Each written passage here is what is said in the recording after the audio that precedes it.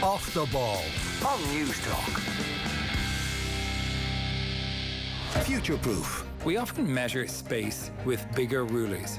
Planets, stars, black holes, light years, impossibly big, far, wide and old. But some things happen in a relative blink of an eye. The formation of young stars and their planets. On this week's Future Proof, we'll be hearing about a new type of satellite giving us daily updates about the growing pains of these faraway wonders. Future Proof. Proudly supported by Research Ireland. With me, Jonathan McRae, Sunday from 12 on News Talk. Conversation that counts. Heineken, bringing you in-depth analysis this Saturday. You could win a UEFA Champions League trip for two just by grabbing a pint of Heineken in 100 pubs nationwide. Visit Heineken Ireland's Instagram to find your nearest participating pub. Over 18s only, drink responsibly, get the facts, be drink aware. Visit drinkaware.ie. Whirlpool, appliances you can rely on. For peace of mind, choose from Whirlpool's 5-year warranty range of home appliances. For more information, go online to powercity.ie. T's and C's apply. For the 12 days of Christmas, Eurospar had for me 12 Christmas puddings, 11 cakes of baking, 10 salmon smoking, 9 Christmas crackers, 8 lovely cheeses, 7 sheets of wrapping, 6 stocking fillers, 5 mince pies, 4 Christmas cakes, 3 Brussels sprouts, 2 turkey legs, and a Christmas made super easy. Eurospar, your super easy supermarket. With an ESB Network smart meter, you're in control. Track your daily, weekly and monthly electricity usage so you can choose the right plan for your home. Smart meters help all of us make smarter energy choices, so we can work together for Ireland's cleaner electric future. Sign up to a free ESB Networks online account today and see how your smart meter can work for you. ESB Networks, energizing your everything. Your partner's unique, romantic, exceptional. So for Christmas, get your special someone a voucher for a relaxing spa break at Monart. It's also unique, romantic, exceptional. And because Monart has been voted one of the very best spas in the world, you can relax too. Visit monart.ie. Something special for your someone special. Wouldn't it be nice to come home to something more? Acres of parkland, open green spaces and a sense of calm. Yet just moments from everything you need. At Fenwood Park, Lucan, Ivara has designed and built a collection of beautifully crafted homes made for modern living. Your next chapter begins here. Discover more at fenwoodpark.ie or call Savills on 01 618 1300. Fenwood Park, where nature and neighbourhood meets. Timberland Holiday goes beyond the box, celebrating gifts made with heart. From handcrafted pieces to shared experiences and time in nature. It's about giving with intention, where every gesture, moment and detail is crafted to mean more. Shop our Timberland stores nationwide this holiday season in Cork, Kildare and Dublin. The latest Woodies mega deals have dropped. With the Beldray cordless vacuum, now €70, save €29.99. And there's another mega deal. The Stanley Step Stool Toolbox, only €70, save €50. And even more mega deals with the Beko coffee machine, now only €100, save €79.99.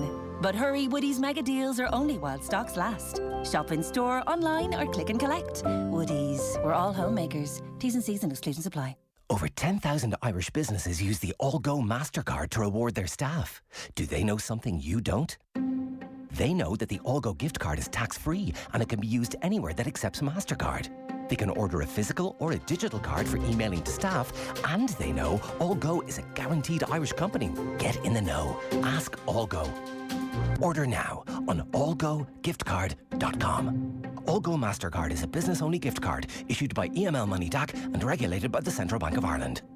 This is it, the final week of the Easy Living Interiors Black Friday sale. We've extended our offers till Sunday with incredible deals on sofas, dining, bedroom, furniture and accessories. Everything you need to get your home ready for the festive season. And speaking of festive, there's now a massive 50% off selected decorations in our Christmas flash sale. But hurry, it's only while stocks last. The extended Black Friday sale at Easy Living Interiors. Cork, Dublin, Navan, Naas, Wexford, Waterford, Carlow, Drogheda and Dundalk. Must end Sunday. Holiday? See how good TV can be with an OLED TV from LG. The LG range gives you the ultimate picture quality so you can enjoy films and sport like you've never seen them before. For more information, go online to powercity.ie today. Heineken, bringing you in-depth analysis this Saturday. You could win a UEFA Champions League trip for two just by grabbing a pint of Heineken in 100 pubs nationwide. Visit Heineken Ireland's Instagram to find your nearest participating pub. Over 18s only, drink responsibly, get the facts, be drink aware. Visit drinkaware.ie. The IMRO award-winning sports programme. Off the ball. This is News Talk. You are welcome back to Off the Ball Saturday here on News Talk. John Duggan with you through to 8 o'clock in this extended show as we bring you commentary later of Leinster versus Harlequins in the rugby. But right now, the Saturday panel focusing on football in the company of two former Republic of Ireland internationals, ex-midfielder David Meyler and ex-goalkeeper David Forde. David and David, how are you both today? Good, thank you. Hi, John. How are you? Yeah. How are you, David? Good, lads. Good, lads. 40. It's Cork against Galway today, lads, or Cork with Galway. If you can hear me there. I can hear you all right, JD, don't worry. Yeah, Cork v Galway. Yes, I got you. Yeah. And David Meyler, I was looking at the draw for the Republic of Ireland, who we get through this playoff. We could have Mexico, South Africa and South Korea. It feels like the hope is back, David Meyler, after Troy Parrott's goal in Budapest. Where were you watching that moment? I was at home in my house. Unbelievable. Obviously, going into that little, into those games, obviously we've got Portugal first, getting that result, the performance, even the red card for Ronaldo added to the spice of it, and then going to Hungary, confidence was high. Obviously, we concede early.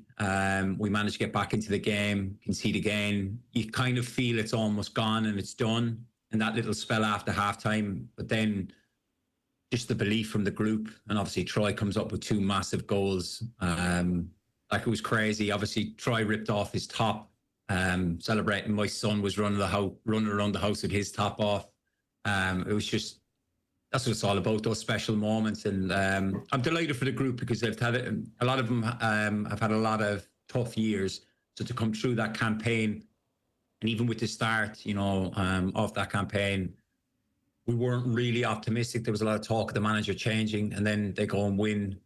Inevitably, they won the last 3 games, beating Armenia as well. But just the whole thing, and then the draw adds that little bit of spice. It's something to look forward to, albeit we have a massive game coming up next March. David Forde, where were you watching it? I was at home as well. I was sat up on the sofa, feet up, and my wife was over actually at the table, and she was asking me what's actually happening, what's going on. And next thing I let up the almightiest of roars that I haven't roared probably since I was about 12 years of age.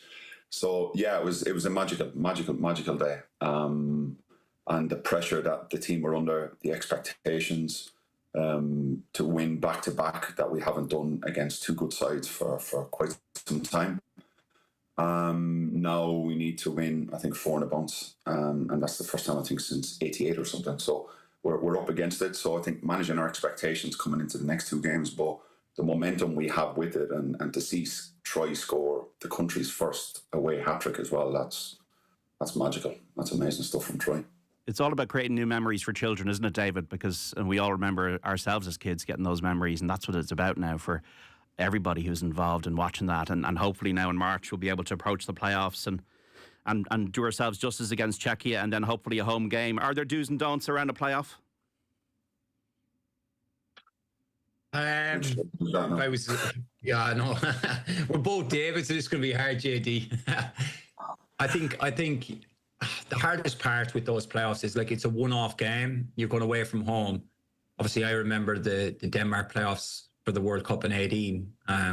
So we went across to Denmark, got a very good result, and then came home, and it obviously unfolded into a horrific evening. But certainly with this one, I think the confidence the group will have taken from the last period of international football is huge. Confidence will be high.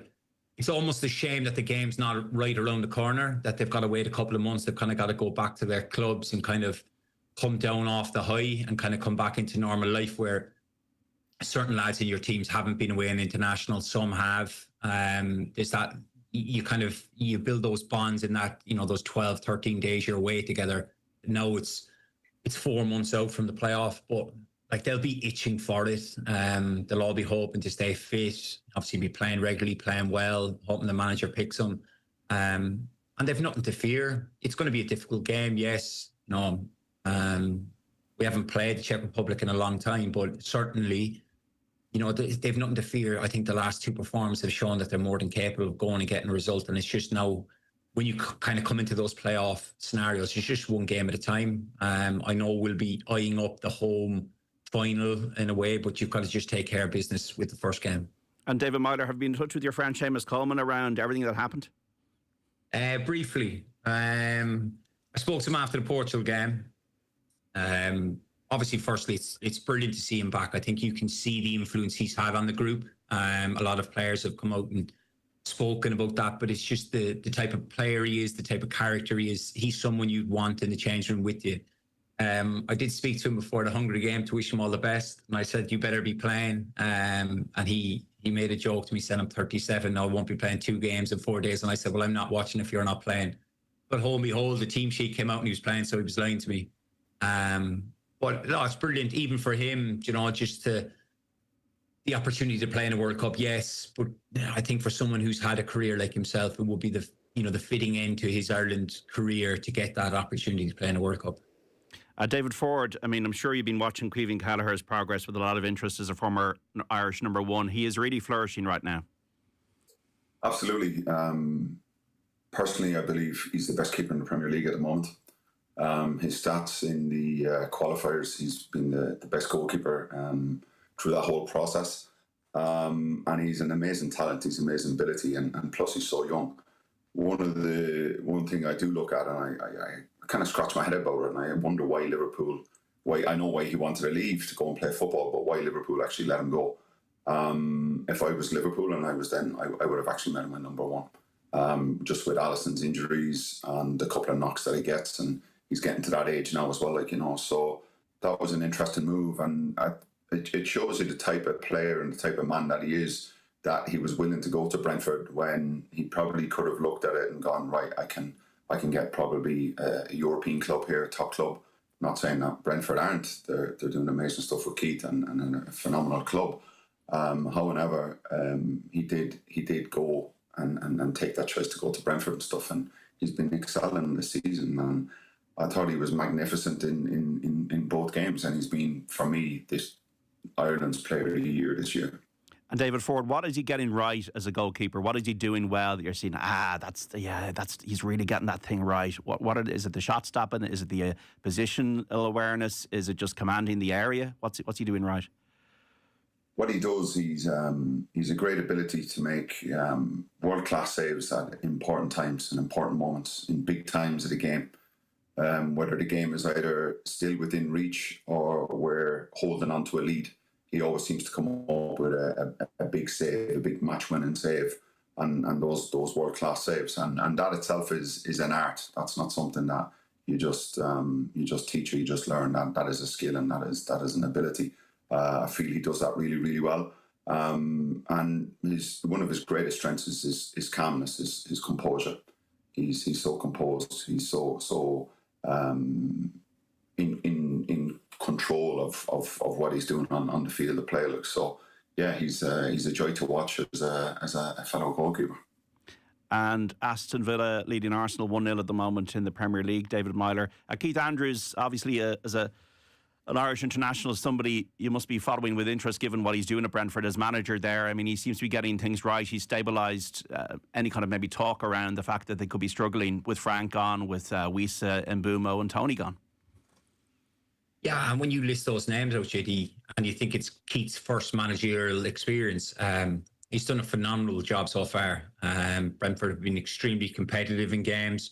They've been winning games. It's almost like Brentford have always had this kind of system with, heavily backed with data. Keith was obviously the man they wanted. He'd been in and around Thomas Frank, seen the workings. And I think Keith has just continued to build on that and add his own little bits of dust on it and they've been exceptional, and he deserves great credit. The losses of those players with Tony and Mbumo, but then they've made some really really good replacements. Obviously, Queeveen, which Fordy's touched on, and the goal has been brilliant. Obviously, my pal Jordan's come in to kind of replace Neugaard. And then they've got Igor up front, who's banging goals in. So it's been really good to see, because it's always difficult to get an opportunity for any Irish coach, certainly in the Premier League, and to get Brentford as your first gig. It's really remarkable how well he's doing. Would your paths cross, lads, much? I mean, you left Cork City or Galway United and from the League of Ireland, the pair of you at different times. You both had different journeys in England. David Forde, would you have known David Meyler at all, or is this Irish camps? Well, I'm glad you brought me into the conversation of would we have played against each other in the League of Ireland. So that makes me feel a little bit younger. So I remember playing against you, Fordy. Well, I know the story you're going to tell. You're going to tell the goal at the Den with the year you got promoted with Hull. And I think we had an Irish camp the next day, and he breaks through from the halfway line, rounds it around me, taps it in, and wheels off in celebration. And that was a long week in the Portmarnock Hotel. Yeah. So, yeah. Yeah, because 40, I remember, JD, I'm not sure, it was the 12-13 season, but we played Millwall away. I think it's one of the fastest goals ever scored in the championship. It's one of them, we kick off, we knock it long, the old traditional way. We knock it long, they knock it back. For some reason, I find myself in the number 9 slot. I don't remember who's playing centre-back for E40, but he's gone to, obviously, he's opened up going to play back to 40, and I've just gambled and he's played me through. Obviously, then 40, I've given 40 the old mince pies and sent them the wrong way. But I scored after about 50 seconds. But yeah, look, I think the main time I spent time with 40 would have been in and around Ireland camps, leading up to, say, kind of what, 14, well, no, 12, 13, 14, 15, the times I was in. Experienced pro, being around JD, always good with the young lads. Even, I know we've kind of touched on Ireland slightly there, but that's where I was very fortunate. I know I speak on behalf of the lads similar in age to me, that you had older experienced players who'd been in and around Ireland camps for a long time, had good experience, but were good with young lads. I was very fortunate. You had, your Fordies, your Shays, like Richard Dunn, we kind of crossed paths, John O'Shea, Robbie Keane. You had all those big figures and big personalities, like even Keith, Glenn Whelan, fellas who had been around the block a long time, who just helped guided you in and around those camps when you were young. And that was something I felt that this group of Irish players didn't have for a long time. You look at the older experienced players, weren't, as per se, natural leaders. And that's why I personally believe that's why there's been a lot of praise for Seamus, because he is that type. His career stands alone, but then the human behind it, he's very good at, when new lads come in, integrating them, getting to know them, making them feel involved. Whereas other lads are just there to kind of take care of business and don't, if there's a 10-year gap, don't necessarily get in and around players as quickly as others. Yeah, I remember the Parrott goal. I think it might have been the equaliser in Budapest, but or you just see Coleman right beside him and just, geeing up the crowd and getting into it, and such a strong figure, and you can imagine him having a big role in the game in the future if he wants to be a manager or coach. David Meyler and David Forde were talking to her about their international careers, but also what they've been doing since. So David Meyler, you're now involved with Cork City as assistant boss. Obviously, you were in the cup final against Shamrock Rovers. I just want to get a sense from the pair of you what you're doing post-retirement, because you're coaching in different ways. Perhaps, David Meyler, you could explain to us what you do on a day-to-day basis. What does day-to-day football involve for you right now, and how enjoyable is it? It's the closest thing I have to playing. So standard day, JD, I'm up at 7. I'm in work between 7:30 and 8:15. We train out in Bishopstown. For people of Cork will be familiar with that. I'm in there kind of, right, what's the day unfold? What type of days it wins our game? How long ago do we play? When do we play? You're sitting down kind of preparing for the session at hand. Do we have a meeting? Do we have analysis? Okay. Am I leading it? Is the manager leading it? If it's me, are my clips in order? Am I happy? Am I covering? What am I going through? Then the manager will come in about 8:15. I'll say, right, if I'm leading it, here's what I have. Are you happy with all this? Blah, blah, blah. Yeah, fine, crack on. Then we'll have a morning meeting with the physio, the S&C coach, where we go through the availability of the players, just to say, right, we have 20 players or we have 18, such and such has got a knock from the game the other day. So then we plan out the session. What are we going after? If it's just after game, are we reacting to something, or are we being proactive towards the game that's coming? So we're just kind of doing that. Then once you kind of get to 10 o'clock, we'll have a meeting with the players, run through some scenarios. Out on the pitch then for 11 o'clock, the players will obviously go do their work. We'll have a final get together. Anything we might have missed in the meeting, if I'm leading it, for argument's sake, I'll say, right, have I covered everything that I said I was going to cover? Because obviously once you're in there, you want to keep it short and sharp and precise. Then we're out on the pitch, work for, give or take, on average, 75 minutes. Then we're back in, discuss the training session, what went well, what can be better. And then we start planning towards the next day. So that's kind of like a quick 15 to 30 second synopsis daily. Then obviously as you lead closer to the game, towards like a Friday, you're watching teams, you're trying to get ahead of yourself, right?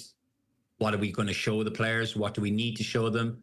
Because the one thing I will say in the League of Ireland that I'm noticed is you play a lot of the team. Well, you play teams a lot. And in England, you don't have that, you know, with 20 teams as opposed to 10 teams. You play each team 4 times. So not a lot changes and the styles aren't a lot different. So you can end up covering, there's no point in having a meeting for the sake of a meeting. So we try and cover all the bases in 1 or 2, and then we'll retouch gently on things.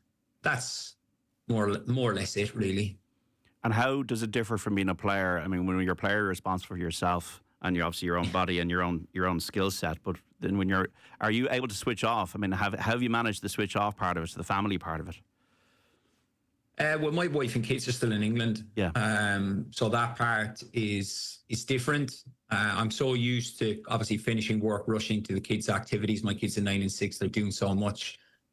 I think Thursday is the only day that they don't have activities or they don't have something on. So they, like my daughter has most days 2 things on. So I don't have that, no. So I end up, you know, watching more sessions back, watching games back. Otherwise, I know he'd be on here the odd time. Mr. Delaney, Damien. I like to play golf with Damien. Very good. Yeah, he takes my money. Yeah. Anyone who doesn't know, Delaney's a scratch golfer. So he's very good. He's got too much time on his hands. Right. So I play golf. I play golf with Delaney then the odd times when I'm free. But a lot of it is just based around what I need to do for work. I'm fortunate as well being back home. I play golf with my dad as well, so I've kind of substituted my wife and kids for my dad and Delaney for the afternoons or the mornings. Temporarily, obviously. Yeah, David Forde, you're involved in a thing called Pathfinder Coaching. So you've got into coaching in a different way. Maybe explain what that is and how it came about from your previous role as a goalkeeper and a professional footballer. Yeah, company Pathfinder Coaching and Development. So it was a concept probably began in 2010, 2011. And it was a time when I was struggling with my own mind and struggling with my own performances and my own well-being. And I started to look at, right, what actually is this? I'm doing the job that I love. Yeah, I'm battling with my ambition and searching for meaning in it also. So that took me on a wild and wonderful adventure through my sport and through myself, and to get to understand my motivations, my fears, my insecurities, all those different elements in terms of, well, how can I increase and enhance my performances? And from 2010, 2011, all of a sudden, I find myself at 31 years of age, becoming 33, I get my competitive debut against Sweden and becoming the oldest player since World War II to make his competitive debut in a World Cup qualifier. So my performance has started to increase. So I thought, right, at that time, I said, what actually is this? This is really interesting. And I started to see that and having the foresight that this is going to be a major profession and a major pathway for the future around health and well-being and the mind and those different elements like that, because it was an area I was always fascinated by. So 2017, I went back to university, did a master's in coaching, psychology and personal development. And I started to see that, right, how can I use this to use my experience from football plus my studies and my experiences in life to help people. So not only do I work with players and athletes and managers and coaches and even parents from all different divisions and all walks of life, I also do a lot of corporate coaching, executive mentoring as well on that element of thing. And the one thing that I found and what I've discovered is that at the end of the day, there's one common denominator, no matter what you do, is that we're all human. And what I found was recently releasing my book, Being the One. And then one of the chapters is called Everyone's Greatest Opponent, EGO. And my wife said to me over in New York, do you remember that one, David, when we played Portugal in Giant Stadium? Before they went in 2014 down to Rio, and we narrowly just missed out on that. We should have qualified. Unfortunately, we didn't. And my wife said to me, she goes, you know what, David, you're after playing against Ronaldo and some of the best players in the world tonight. Who's been your biggest opponent? Certain people flashed through my head. You know, your Ronaldo's playing against Spain's, playing against Germany's and all the top players in the divisions. And I said to myself, I was my own biggest opponent. So I really started to explore that in depth, and that's taken me around the world to South America, to India, to different places to figure out, right, what actually is that. And in terms of how that can help them with team culture, team development, and understanding my mind in terms of, well, how can I help and benefit others to maximise their potential and their performances. What's your relationship now with yourself then, David Forde? I have a great relationship with myself. Finally made friends with him. So, yeah. So, no, look, life is good. Can't complain. I had an amazing football career. I, as I tell people, I drove it like I stole it. I give it absolutely everything. I have no regrets whatsoever. And I met some amazing coaches, some amazing managers, some amazing people like David Meyler on the call, your Seamus Coleman's, some amazing coaches, some amazing players that had a major impact on my life, whether they know it or don't know it. But it's been a great adventure to go from having an unorthodox path in football, where I was a builder, a baker, everything but a candlestick maker, to being at the peak of what I ever wanted. Was my dream was to play for Ireland once, and I got to do that 24 times. So I was very fortunate, very lucky at that stage. I help people off the back of football.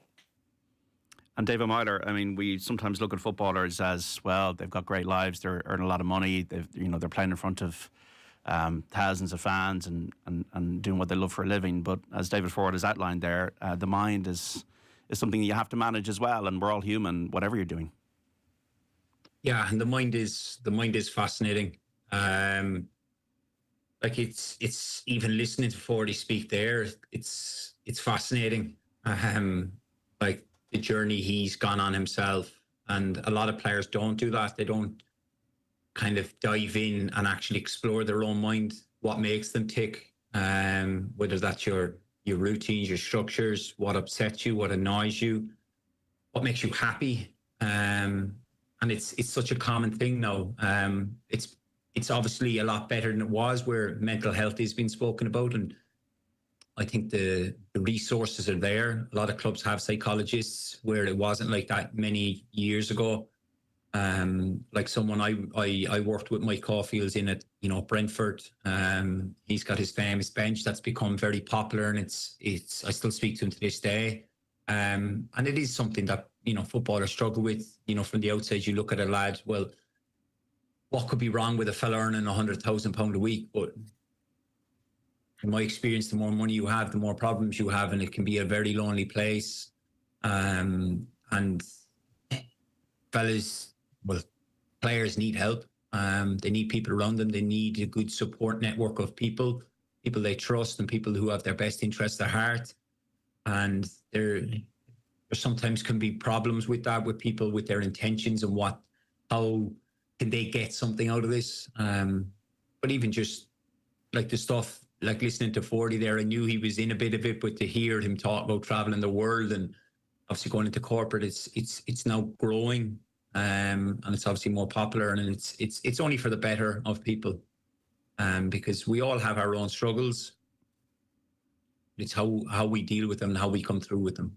And David Forde, obviously, the person you were and are, that's all part of your journey. But are there parts of yourself you don't recognise now that you would have had in your makeup, maybe in the past?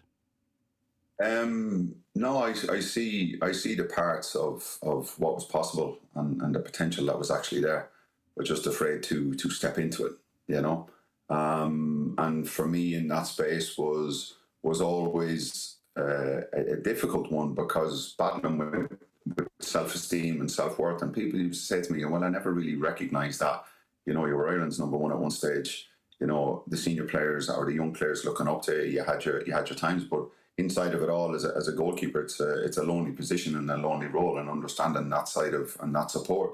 So when I look at it and I see the amazement of the mind and understanding the multitude of personalities that are actually there, that doesn't mean I'm schizophrenic. Like, it just means that I've parts of my personality that I never explored. And it's like meeting new parts of yourself, which is an amazing experience. And eradicating fear and looking at, how can we become more fearless? And the biggest thing, as David said, is looking at support and finding that person that can unconditionally support you. Yeah, that can give you that, when you're down, to pick you up, and when you're up, to bring you back down, and not getting too high and not getting too low. So amalgamating all that from in terms of the leaders and the managers and the coaches has definitely influenced who I am today, and I'm grateful for everybody that's been part of it. My family, my friends, everybody that's helped me to get that far, and football's just been a part of that. It's been a part to understand that, and a huge vehicle in that. It's 1-1 now, by the way, between Aston Villa and Arsenal in the Premier League. Leandro Trossard has scored for Arsenal at Villa Park. Well said, David Forde. We'll just get on to the football chat here. When it comes to Arsenal, David Meyler, do you think they're the team to beat in the Premier League? Is it their title to lose? Their squad is stronger. They're very good at home. Declan Rice has been possibly playing his best ever football, and they've got options now up front. With everybody else's struggles, are Arsenal looking pretty solid? And this is a big game for them to get out with something out of Villa Park. They're in the driving seat, JD. Like the squad they've assembled, even if you look at the bench that they had today, like Trossard, Madueke, Gyökeres is back on the bench. They've built a squad that's ready to go and win the Premier League. The only thing they haven't done is like go and do the final bit and do it. I said from day one, I tipped Man City. Obviously, they've not been great. They're now 5 points off. Obviously, this game is currently on now. You just said it's 1-1. So if they were to drop points, like City would close points. I think the biggest thing that league leaders and the teams that have gone on to win have done over the last few years is just find ways around Christmas to just build 8-9 games, 8 or 9 wins, and they just kind of keep going once the new year turns. It's always what Pep has always kind of said, you want to be thereabouts by February, and that's what he's done. Do I see Arsenal holding out and winning it? I don't. I see City doing it. I think Arsenal are making the right steps, getting closer. I just feel Pep will pull them together and they'll get through it. Is that because of City's ability and resources, or is it because Arsenal are still missing something? I think it's a bit of both. I think there's also the fact that, Liverpool obviously winning it last year, that will hurt Pep. He'll want to bounce back to be challenging on all fronts. They've added some new additions to the squad, and I just feel he has the know-how, and those group of players have the know-how. And when you've got someone like Haaland up front, what is he, 100 Premier League goals in 111 games? He just always scores goals. Like, okay, you could talk about the Fulham one the other day.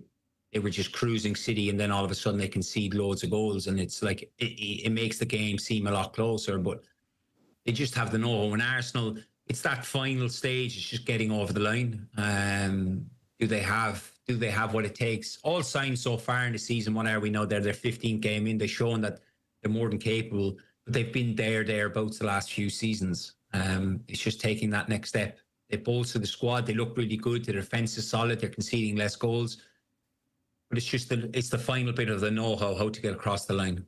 That's where my concern with them would be. David Forde, do you share that, or do you think Arsenal are going to do it? Yeah, to be honest, I've been lucky enough this season because a good friend of mine is a season ticket holder there, and he's invited me up to 3 or 4 games already this year. Like what David said, the bench is very strong at Arsenal, and even when they had Odegaard out in the past, they struggled. Now they've got someone like Nzuba Mende, and I think he's a phenomenal player. I've thoroughly enjoyed watching him this year. Madueke, I think that creative side, he's given him another dimension as well. I've been really impressed with him. David Raya, like that, he's up there with Queeveen for me in terms of top keepers in the league.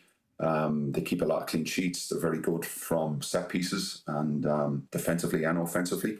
The only thing I look at Arsenal over the last number of years is, can they go away to a Man City? Can they go away to a Liverpool? Can they go away to the big so-called clubs and actually get a win? And make it a kind of a trademark, put their stamp down. And I think that's one thing they've struggled to do. If they can do that over the next few weeks and few months, I definitely feel they'll have a great opportunity. But as David said as well, I do believe that Man City, it is going to be tight. They have the experience, they have the know-how. Guardiola is a footballing genius, and they're in good position. So I think it is definitely between either. 57 minutes in the watch. Aston Villa 1, Arsenal 1. If Arsenal can pull it out here, it'll be kind of what David Forde is talking about there, winning a big match away from home when they were 1-0 down. Liverpool, a club close to your heart, David Meyler. What's your diagnosis of their issues at the moment? I don't think we've got long enough, JD. Just that's tough. Where do we start? They're conceding too many goals altogether. I know Slot has been on Sunderland, and the chances they're getting is laid on and what have you. Yeah, but for a long time, certainly at Anfield, Liverpool, teams turned up and knew they were getting beaten. You weren't going to get much opportunities, and Liverpool were going to cut through you. I think the form of Konate and Van Dijk as individually and as a partnership has been poor. Then you've had, obviously Trent leaving. That's that creative spark that they've had. They bring in Frimpong to replace him. He's been, injured quite a bit. So they've had makeshift fullbacks, whether it be Szoboszlai, I know Conor Bradley. Yes, he's played a bit. And then you look at the form of Salah. Obviously, he's left him out the last 2 games. Is that just to kind of give him a breather and take him out of the firing line, just to kind of say, right, refocus yourself? But then, you look at the losses. Wirtz hasn't hit the ground running. It was always going to be difficult for him coming from Germany. Premier League is a different kettle of fish. But then, losing Luis Diaz, even for all its faults, and Núñez in front of goal, his work rate and his energy. Then you look at, Curtis Jones spoke recently about the intensity in training.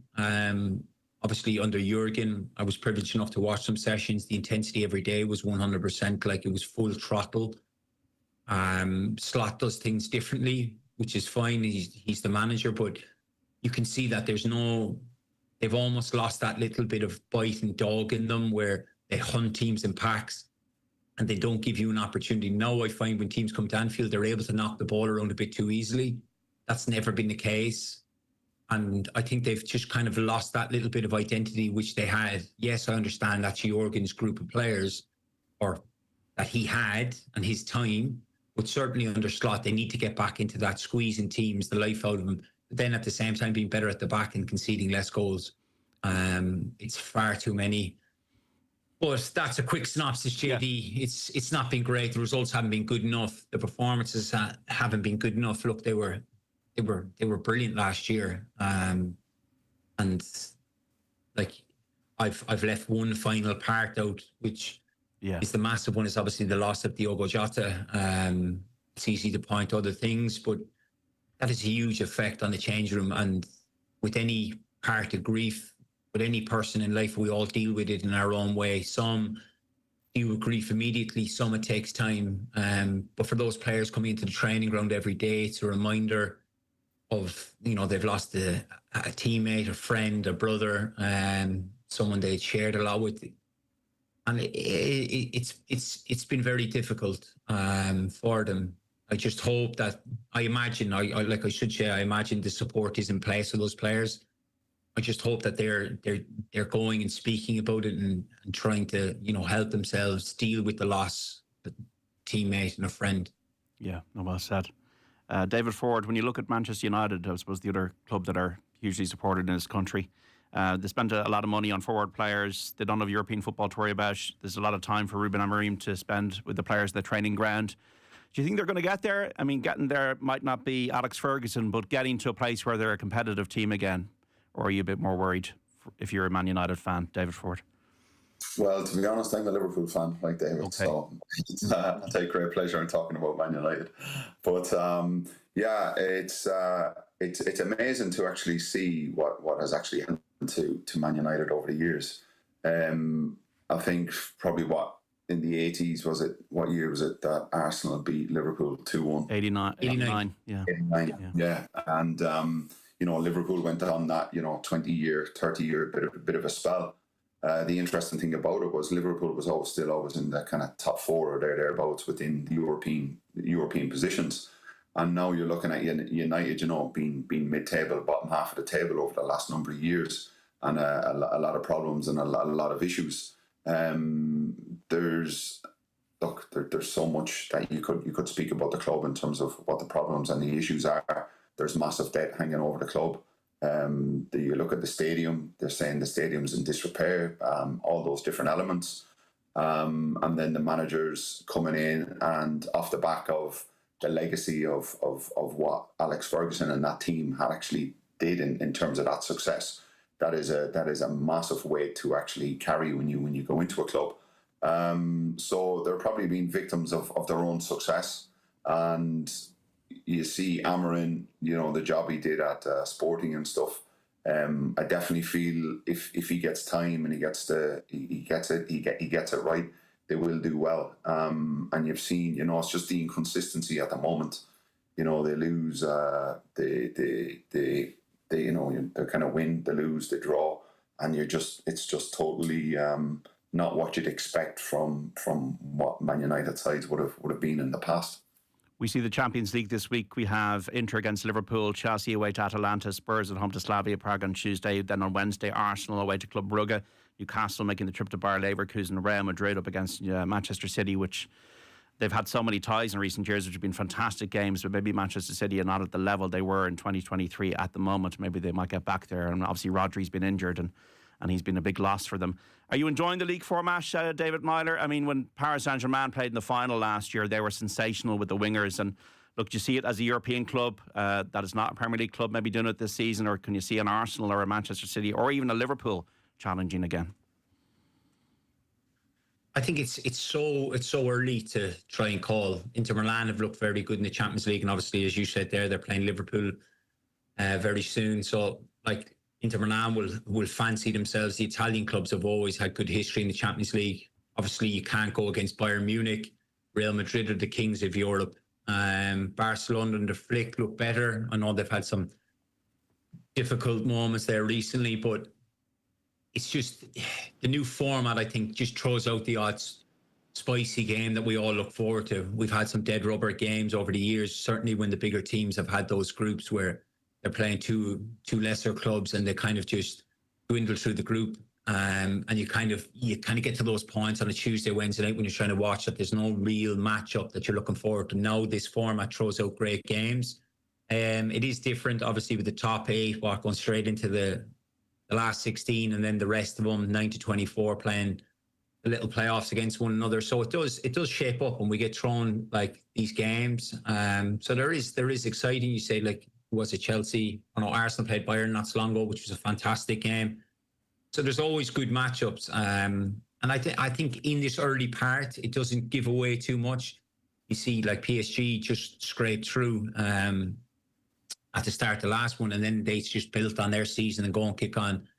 I'd fancy Bayern Munich or Real Madrid to be thereabouts at the end, but it's so early to call. You never know with injuries. Then obviously when the window opens, signings, players moving. And then the English clubs have always tended to get in and around the quarter semi-finals. And if you get the right side of a draw and a bit of luck and an opposition, you never know.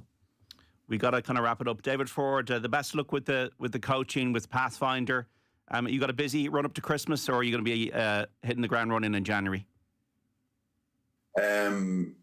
Busy run up till my birthday, and then I'll take a couple of weeks off, and then hit January hard, as I say. So yeah, looking forward to that. And it's nice to get this side of football where you can have a break at Christmas, where you're not racing up to Hull on for Boxing Day or something like that. So you can get in, watch your games, and I'll probably go to a couple of Millwall games, and they're third at the moment. So I'm praying to get to the Premier League. It'd be amazing. So looking forward to that. David Meyler, what are your next few weeks looking like? Pre-season, JD. Right. Gotta get them going, boy. Gotta get this club back in the Premier Division. Yeah. So that's our focus. Just head down, get going. Obviously, we're just extremely disappointed with how it finished out. We had that little look forward to the cup final. The cup final, almost a what-if cup final for us. See, look, Shamrock Rovers an excellent side, but our full focus is to get the club back to the Premier Division as quickly as we can. So that's our aim. So into pre-season, into training, get these players fit, get them running. We're looking forward to it. David Meyler, David Forde, thanks for coming on Off the Ball Saturday. Have a great Christmas, lads. Thanks, John. JD. Happy Christmas, lads. And there were two former Irish internationals talking about football, the beautiful game, as we look at the Aston Villa-Arsenal game. 1-1 still, 67 minutes on the watch in the Premier League. Now, this is Off the Ball Saturday on News Talk. We're on air till 8 this evening, folks, an extended show, because we got Brent Pope and Cuan O'Flaherty to describe Leinster's game against Harlequins, live and exclusive commentary of the Investec Champions Cup opening round game at the Aviva Stadium later. We got Football Saturday, as always, between 3 and 5.